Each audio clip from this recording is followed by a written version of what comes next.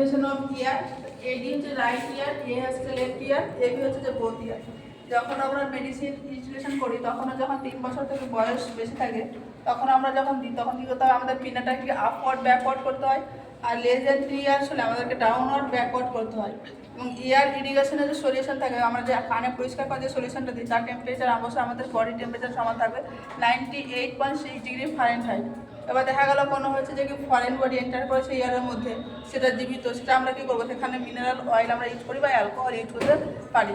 দেন হচ্ছে কিছু অ্যাপ্লিকেশনের রুটের নাম রয়েছে, যেমন হচ্ছে কী হচ্ছে যে পিপি আমরা কী বলছি পার ভ্যাজাইনাল, পিআর হচ্ছে যে পার রেকটাম, পিও হচ্ছে পার ওরাল, এনপি হচ্ছে নাথিং পার মাউথ, এনবিএম হচ্ছে নাথিং বাই মাউথ। তারপর হচ্ছে টেবিল স্পুন আর টি স্পুন, টি স্পুন সমান হচ্ছে 1 টি স্পুন সমান হচ্ছে 5 ml, 1 টেবিল স্পুন সমান হচ্ছে যে 15 ml। এর হচ্ছে কেজি, 1 কেজি সমান হচ্ছে যে কি 1000, বা 1 কেজি সমান হচ্ছে যে কি 1000 গ্রাম, বা হচ্ছে যে 1 গ্রাম সমান হচ্ছে যে কি 1000 mg, বা 1 mg সমান হচ্ছে যে 1000 mcg, বা 1 লিটার সমান হচ্ছে যে কি 1000 ml, বা 1 ml সমান হচ্ছে 1 সিসি,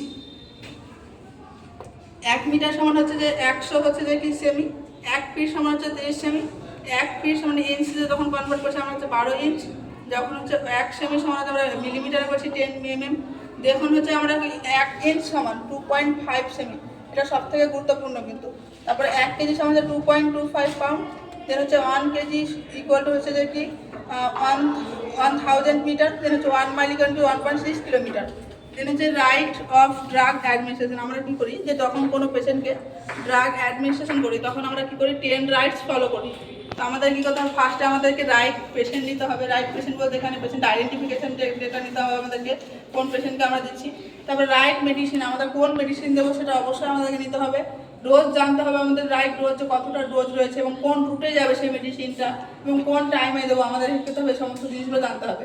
তাহলে কী কী আছে, right dose, right route, right time. Then আমাদেরকে যে মেডিসিনটা দিলাম সেটা আমরা ডকুমেন্টেশন করবো যে সেটা ওভারডোজ যেন না হয়ে যায়।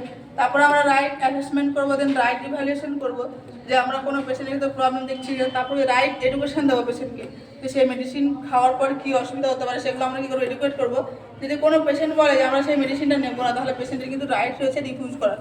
আরেকটা আমরা যেটা করি যে মোস্ট কমন মেথড যেটা ইউজ করি পেশেন্টের আইডেন্টিফিকেশনের জন্য, যে কল অফ নেম, নাম ধরে কী করা হয় পেশেন্টকে ডাকা হয়। এবং সাইকিয়াট্রিক যদি পেশেন্ট থাকে সেখানে কী করা হয় যে আইডেন্টিফিকেশন কোনো মার্ক থাকে এবং ফটো থাকে পেশেন্টের ক্ষেত্রে। তো আজকে এই পর্যন্ত।